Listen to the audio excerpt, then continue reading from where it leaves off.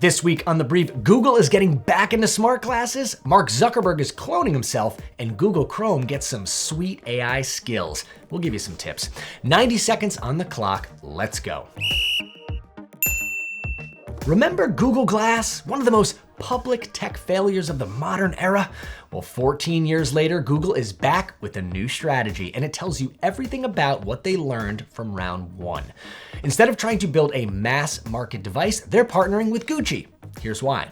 Luxury eyewear is already big and chunky, which means more room for compute. We expect luxury to be expensive, so that gives Google a shield to cover high costs of production. And luxury is also about exclusivity and limited inventory, so if you only release 100 pairs, it's pretty easy to sell out. Meta's cornered the mass market with Ray-Bans, so Google is targeting fashion. That means small batches, high prices without the risk of another press disaster. Mark Zuckerberg is reportedly building an AI version of himself, and there's a strong chance it's gonna have more personality than the human version. I mean, it was a low bar.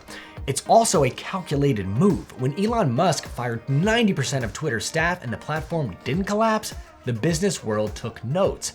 I think Zuck wants his moment in the sun, which he's tackling by cloning himself to deploy an executive solution across 80,000 employees. It's a way of influencing how CEOs think about leadership. And it makes perfect sense for Meta specifically because 99% of their revenue is advertising, which is almost entirely automated, making it exactly the kind of company where you clone the top and quietly thin out the rest.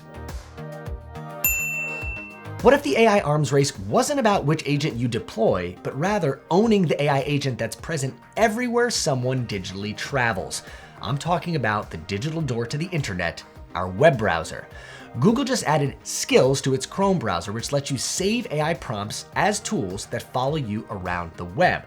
A quick example, if you wanted vegan substitutions while looking at recipes, you can now save that prompt and use it across every cooking blog in the world.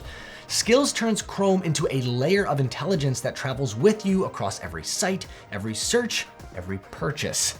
Perplexity tried this with Comet, OpenAI tried it with Atlas, but Google's Chrome is still the default car 3 billion people drive to navigate the information superhighway.